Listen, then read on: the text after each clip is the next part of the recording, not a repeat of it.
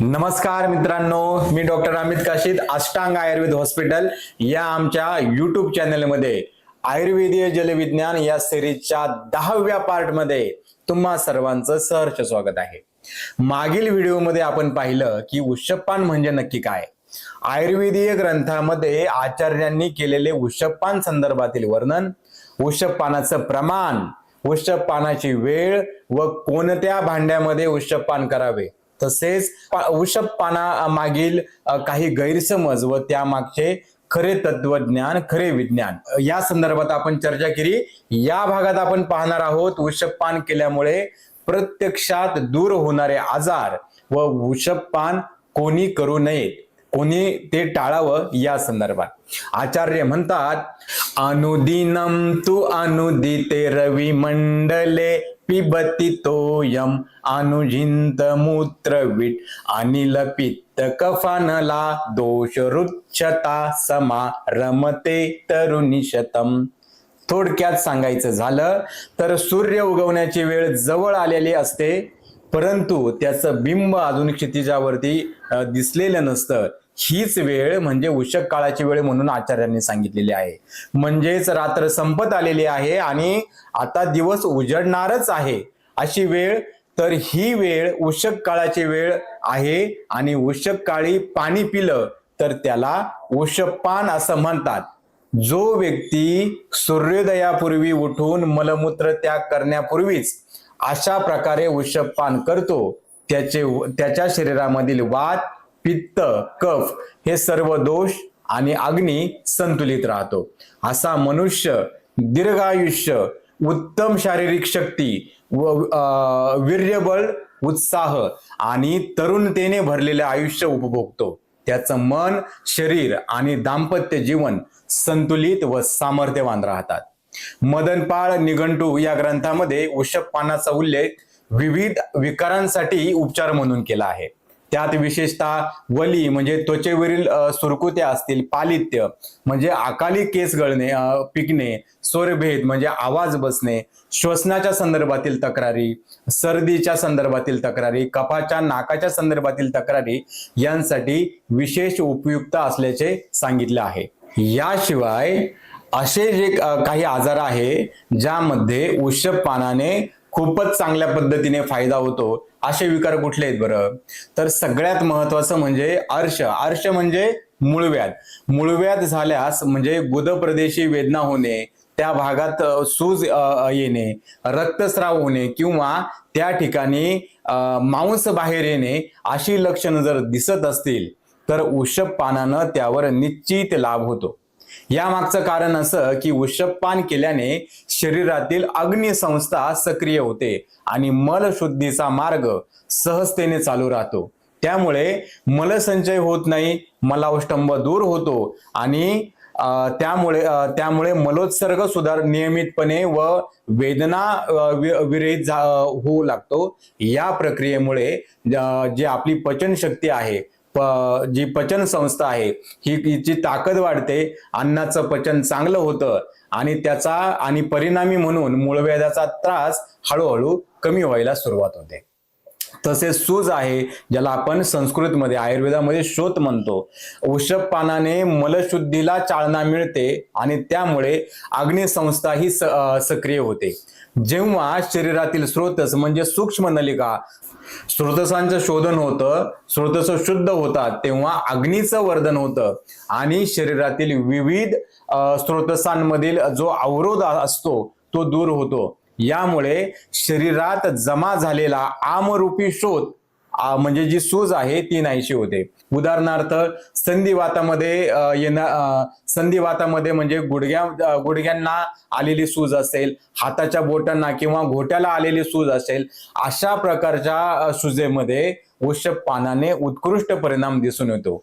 या ठिकाणी एक बाब लक्षात ठेवावी, उष्णपानासाठी औषधी सिद्ध जलाचा म्हणजे पाण्याचा वापर केल्यास त्याचा लाभ अधिक मिळतो. उदाहरणार्थ सुंठ सिद्ध उष्णजल आहे, म्हणजे सुक्या आल्यापासून तो जर पाण्यात उकळून तयार केलेले जे पाणी आहे, तर अशा अवस्थांमध्ये विशेषतः खूप त्याचा फायदा होतो. आणि शेवटी हे नेहमी लक्षात ठेवा, तहान लागल्यानंतरच आणि जितकी तहान आहे तितकंच पाणी प्यायचं आहे. बिनकामाचं किंवा अति प्रमाणात पाणी प्यायचं नाही. ह्या पद्धतीने पालन केलं तर संधिवातामध्ये आणि सुजेमध्ये सुद्धा खूप चांगल्या पद्धतीने उपयोग होतो.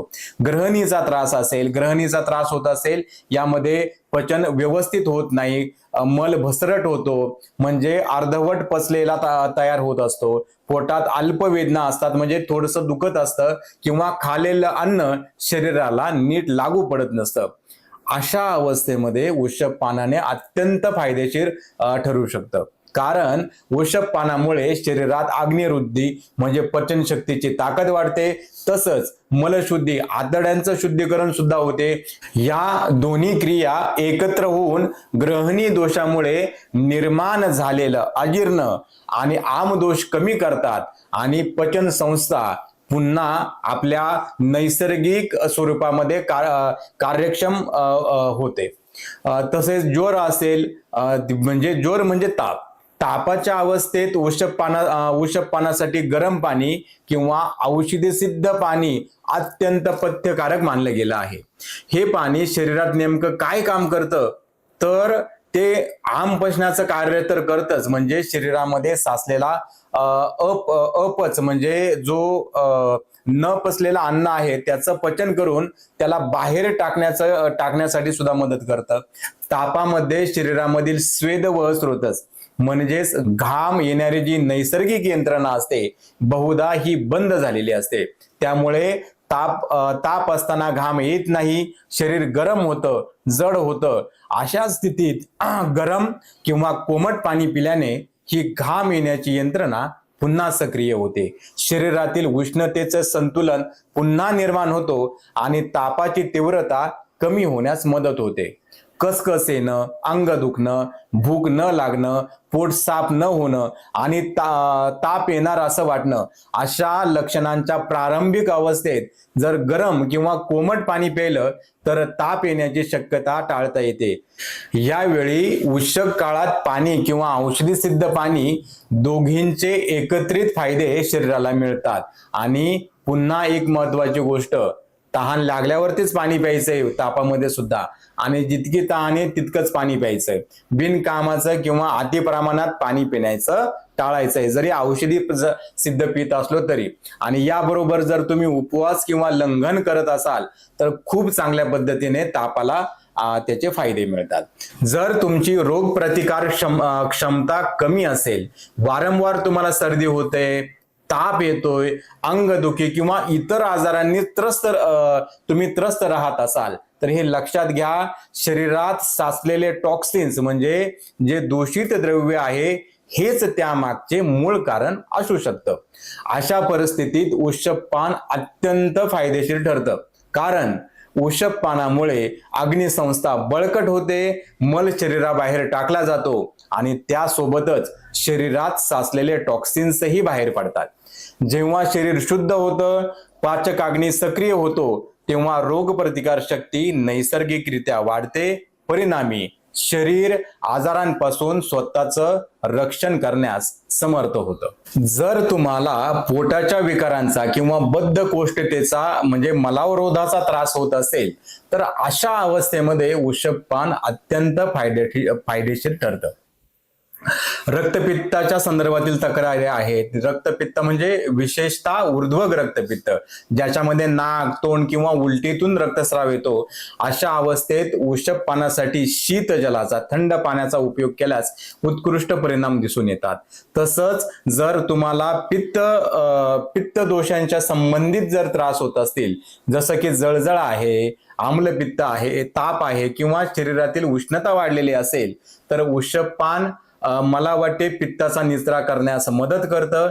थोडक्यात सांगायचं झालं तर शरीरातील अनावश्यक उष्णता कमी करण्यासाठी आणि पित्त दोष शांत करण्यासाठी शीतजलाचा उपयोग उष्णप पान साठी करता येतो आणि अत्यंत परिणामकारक ही अत्यंत परिणामकारक व नैसर्गिक पद्धत आहे. वृषभपानाचा आणखीन एक महत्वाचा भाग म्हणजे तो मेद विकार कमी करतो. जर तुम्हाला वजन कमी करायचं असेल तर अशा वेळेस वृषभपानासाठी गरम पाणी किंवा या ठिकाणी सुद्धा औषधी सिद्ध पाण्याचा जर काय तुम्ही वापर केला तर त्याचा अत्यंत फायदा होताना दिसतो. विशेषतः सकाळी उषःकाळी घेतलेलं गरम पाणी शरीरातील कफ आणि मेद दोन्हीही पचन खूप उत्कृष्टरित्या करतं. म्हणून वजन घटवण्याच्या प्रक्रियेत ते उपयुक्त ठरतं. वृषभपानामुळे अग्निवृद्धी, मलशुद्धी आणि कफशुद्धी सुद्धा चांगल्या पद्धतीने होते. पचन संस्था सक्रिय होते आणि परिणामी मेददृष्टीमुळे निर्माण झालेले विकार सुद्धा हळूहळू कमी व्हायला मदत होते. उदाहरणार्थ, शरीरात चरबीच्या गाठी, मांसाच्या गाठी तयार होत असतील तर वृषभपानाने अशा विकारांवरही हळूहळू सुधारणा होताना दिसून येते. तसेच मूत्रकुच्छ किंवा मूत्राघात म्हणजे मूत्र विसर्जनाला जो अडथळा येतो अशा वेळी उषःकाळी घेतलेलं जलपान हे शरीरात अग्निवृद्धी आणि मलशुद्धी करून अपान वायूला योग्य प्रेरणा देण्याचं कार्य करतो. अपान वायू म्हणजे ज्याचं नियंत्रण मल आणि मूत्र विसर्जनावरती ज्याचं कंट्रोल आहे तो.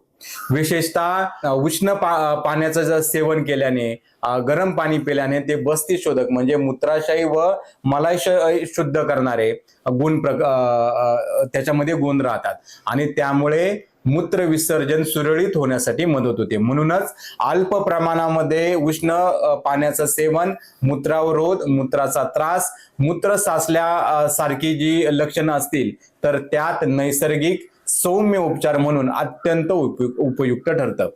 त्याचबरोबर पंचज्ञानेंद्रिय विकारामध्ये सुद्धा वृषभपान अत्यंत उपयुक्त ठरते.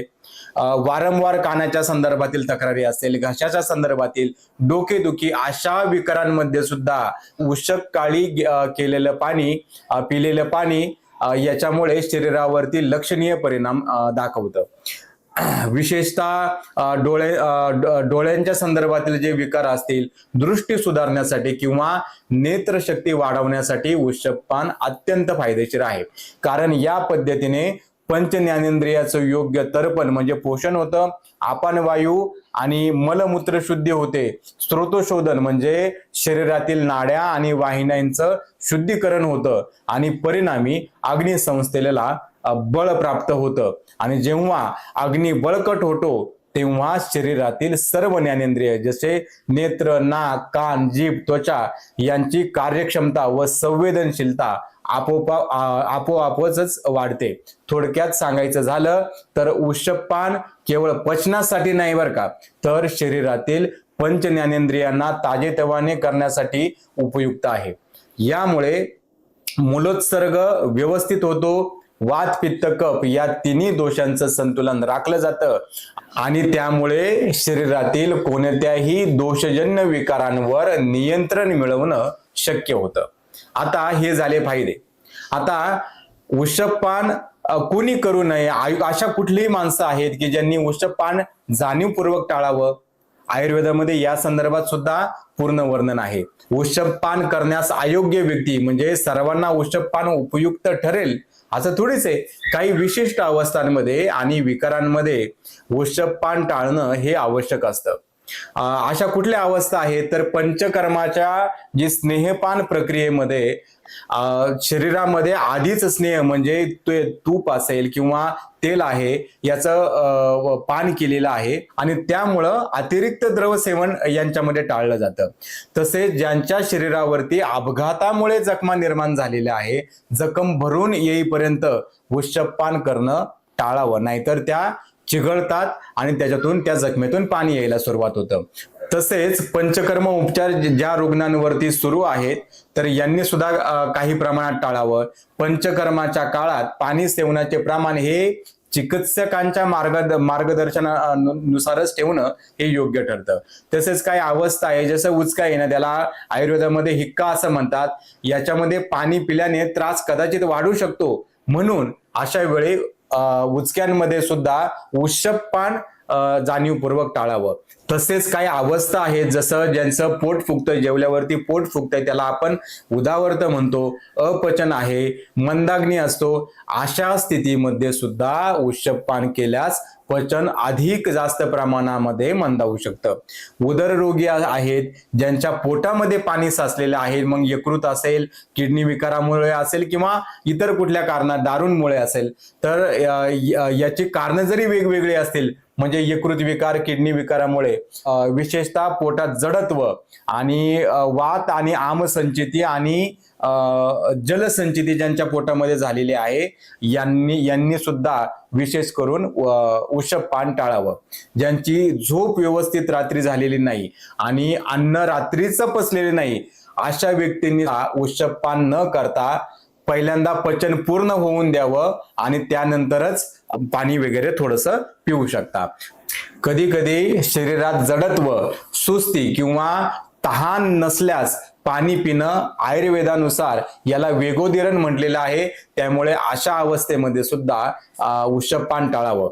वात आणि कफजन्य विकार असलेले रुग्ण आहे, जसे की आमवात आहे म्हणजे संधिवाताचा प्रकार आहे, सर्दी आहे, तमक श्वास म्हणजे दम्याच्या संदर्भातील एक आजार आहे, खोकला, अशा रुग्णांनी प्रातःकाळी म्हणजे पहाटे उष्णपान करणं टाळलं पाहिजे. थोडक्यात उष्णपान हे औषधीसारखं आहे. योग्य व्यक्ती, योग्य वेळ आणि योग्य पद्धत असेल तरच त्याचे फायदे मिळतात, अन्यथा ते त्रासदायक ठरू शकते. आरोग्य ही संपत्ती आहे आणि आयुर्वेद ही ती जपण्याची संस्कृती. आपण ही संस्कृती एकत्र जगायला हवी, नाही का? तुम्ही या प्रवासाचा भाग आहात, हीच आमच्यासाठी मोठी प्रेरणा आहे. कारण आरोग्य जपणं म्हणजे जीवनाचा सन्मान करणं. हा व्हिडिओ तुम्हाला कसा वाटला हे आम्हाला नक्की कळवा. व्हिडिओ आवडला असेल तर लाईक करा आणि तुमच्या मनाला भिडला असेल तर तुमच्या मित्रमैत्रिणींना आणि आप्तेष्टांना नक्की शेअर करा. चॅनल अजूनही सबस्क्राईब केलं नसेल तर झटकन पटकन करून ठेवा, कारण एखादं आरोग्यदायी ज्ञान कोणाचं जीवन बदलू शकतं. आयुर्वेदाचं खरं ज्ञान आणि आरोग्याचं खरं समाधान आपण एकत्र सहजपणे आणि मनापासून शोधत राहू. आणि हो, जर तुम्ही कोणत्याही उपचारासाठी किंवा वैद्यकीय सल्ल्यासाठी संपर्क साधत असाल तर निसंकोचपणे खालील क्रमांकावरती कॉल करा. तुमच्या विश्वासाबद्दल पुन्हा एकदा मनापासून खूप खूप धन्यवाद.